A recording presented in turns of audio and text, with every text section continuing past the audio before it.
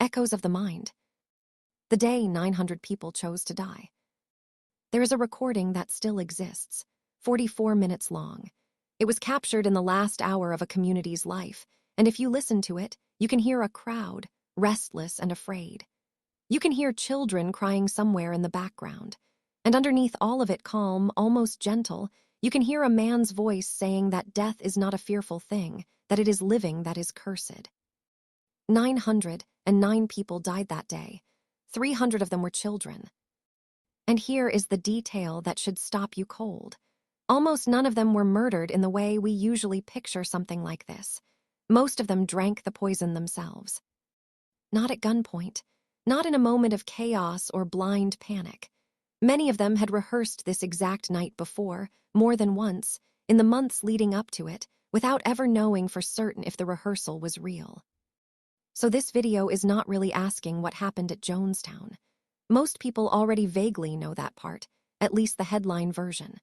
What we are actually trying to answer is something much harder to sit with.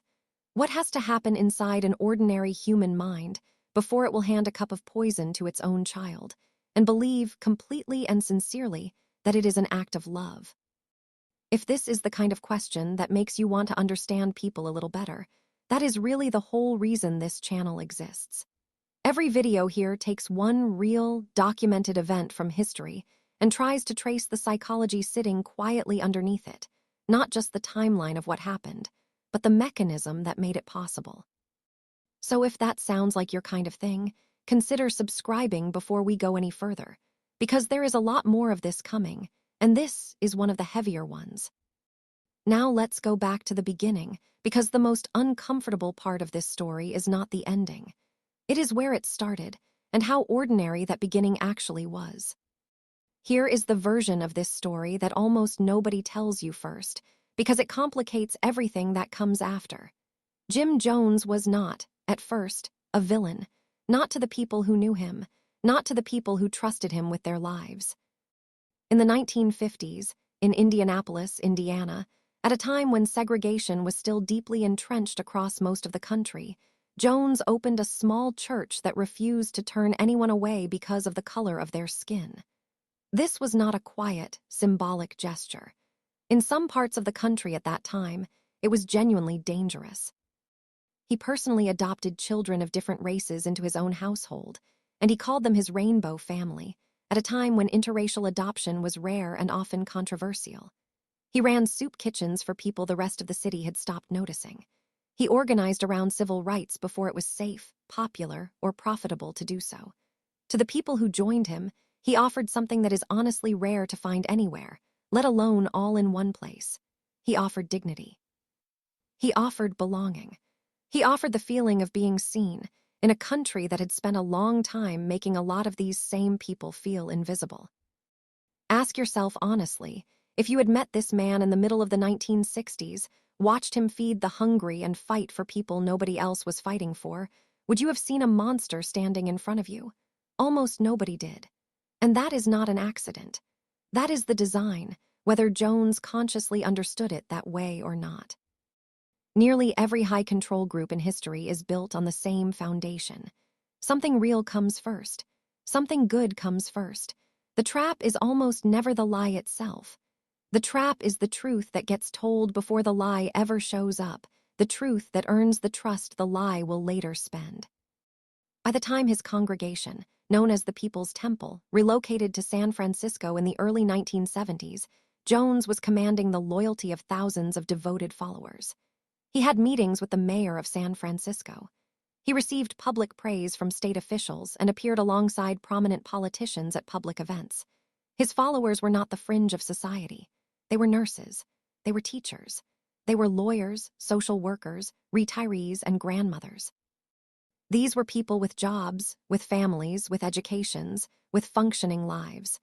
They were not desperate or foolish people looking for an escape from reality. They were the trusting, ordinary people who wanted community and purpose, and who genuinely believed for a long time that they had finally found both. Now here is where the story quietly starts to shift, and this is where the second mechanism at work in this story comes in. In 1974, Jones began sending followers to a settlement he was building deep in the jungle of Guyana, on the northern coast of South America. He described it, in his sermons and private conversations, as a promised land. An escape from an America he warned his followers was collapsing, becoming more racist, more violent, more hostile to people like them specifically. By 1977, the vast majority of the temple's membership had relocated there permanently, leaving behind homes, jobs, and in many cases, extended family members who chose to stay in the United States. Isolation does not feel like a trap while it is happening. It feels like safety. That is the part people miss when they hear a story like this one and assume, instinctively, that they would have seen through it immediately, that they would have been the exception. Think about how you check your own sense of reality every single day, without ever really noticing that you are doing it. A coworker rolls their eyes at the same headline that had been worrying you all morning.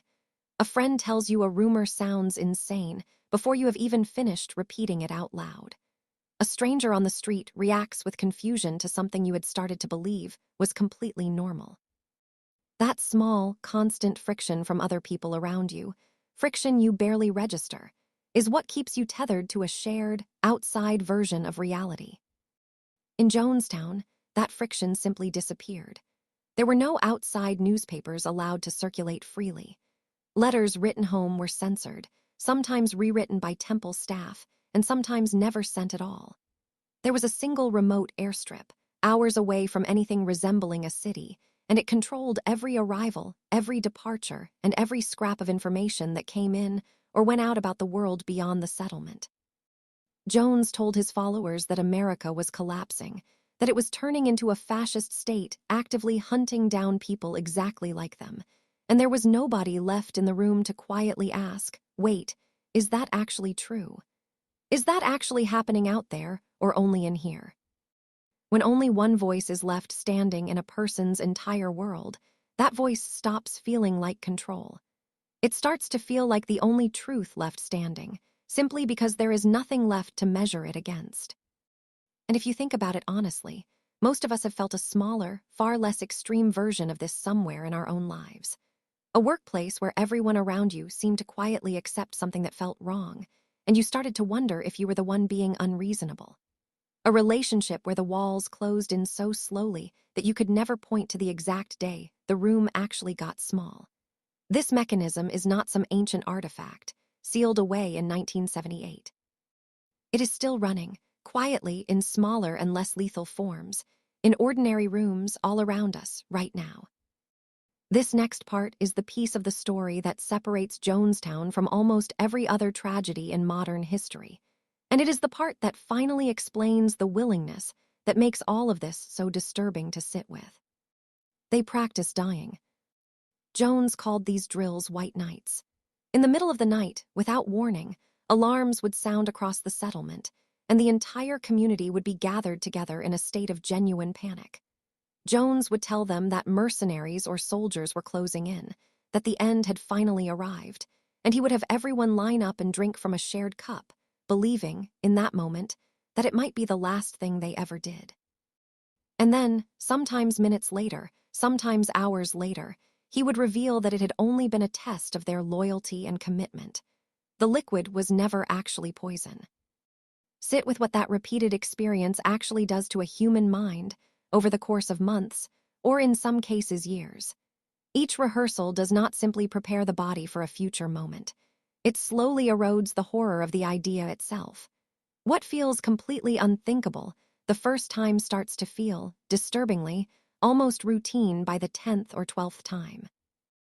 There is a name for this general pattern in psychology, and it goes back even further than Jonestown, to a small laboratory at Yale University in the early 1960s, where a researcher named Stanley Milgram uncovered something deeply uncomfortable about the nature of ordinary people. In his experiments, participants believed they were delivering increasingly dangerous electric shocks to a stranger in another room, simply because an authority figure in a lab coat calmly told them to continue. They did this, overwhelmingly, not because they were cruel by nature, but because they were led there one small step at a time. Each step only slightly more extreme than the one immediately before it, so slight that it never once felt like a leap. Nobody agrees to the ending on the very first day. Nobody wakes up and decides to hand their child a cup of poison. They agree, instead, to a slightly smaller version of some difficult thing, and then a slightly larger version a few weeks later, and slowly, without ever announcing itself, the distance between the thought I would never do this and the reality I already have quietly disappears. And by this point in the story, there was another force pressing down on every single person in that settlement, one that was arguably crueler than Jones himself, because it came from people they loved. The community had started watching each other. To hesitate, to question anything out loud, no longer just risked Jones's personal disapproval. It risked public accusation in front of the very same people someone had built their entire life around. Being reported by a neighbor you trusted.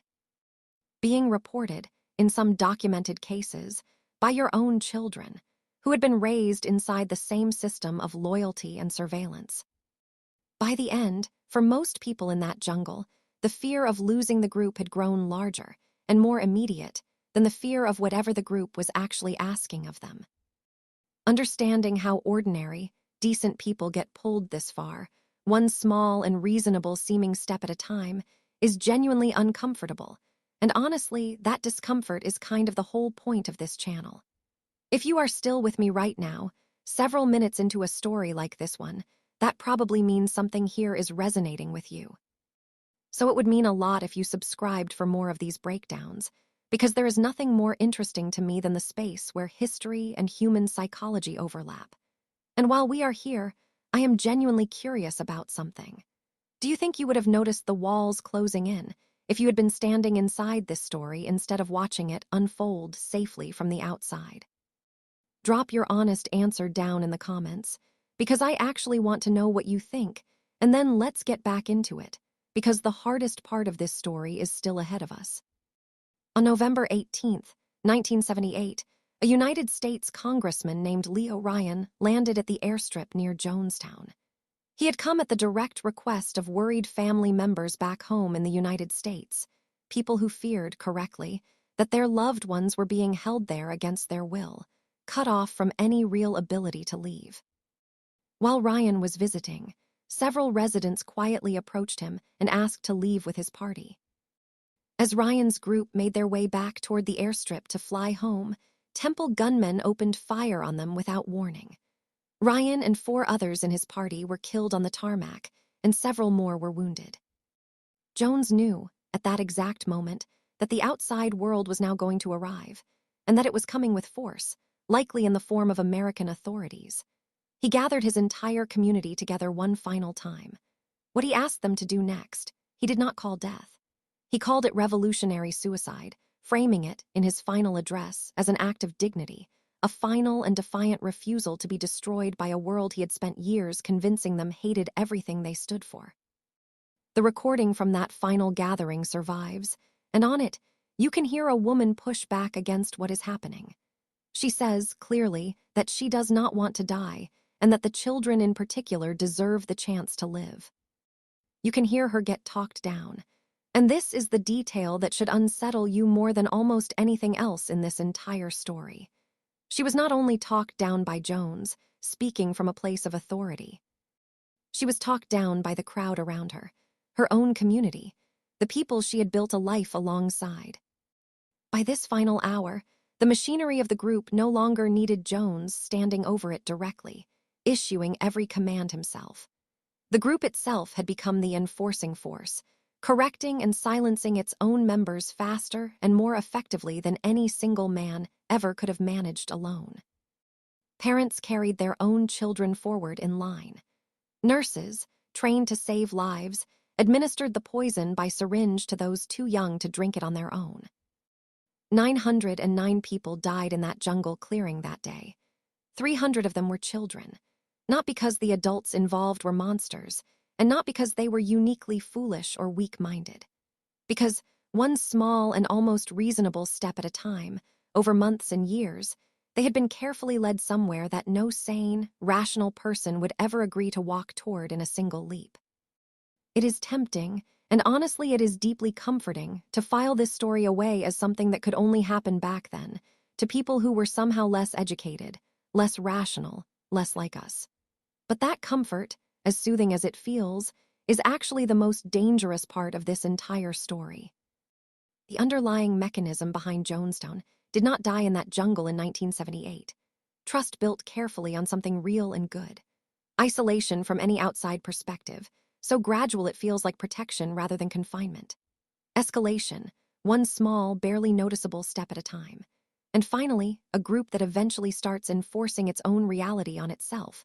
The moment dissent starts to feel more dangerous and more costly than simply going along with everyone else.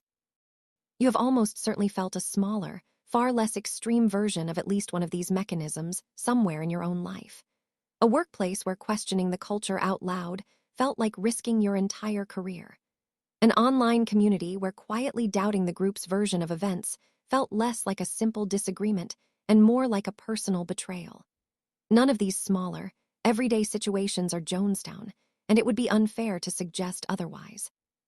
But they are running on some version of the exact same underlying wiring, the same basic mechanics of trust, isolation, and gradual escalation. The people who died in that jungle clearing were not uniquely broken people, and they were not uniquely gullible either.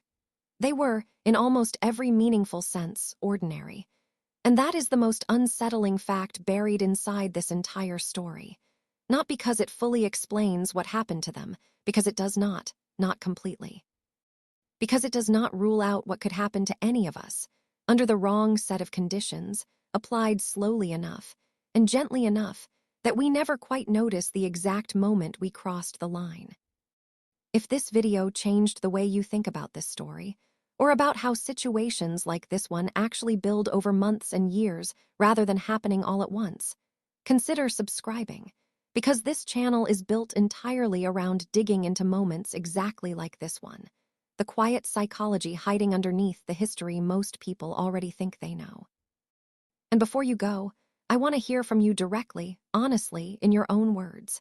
Do you think you would have noticed the walls closing in if you had been standing inside this story instead of watching it unfold safely from the outside, all these decades later? Tell me honestly in the comments below, because these conversations are genuinely part of why I make these videos in the first place. That is the echo this channel exists to trace.